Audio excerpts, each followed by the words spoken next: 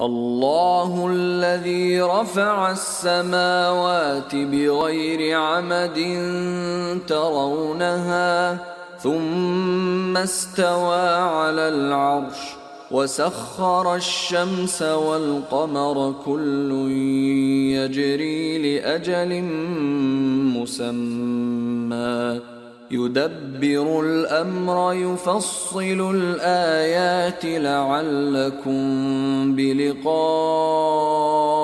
ربكم توقنون।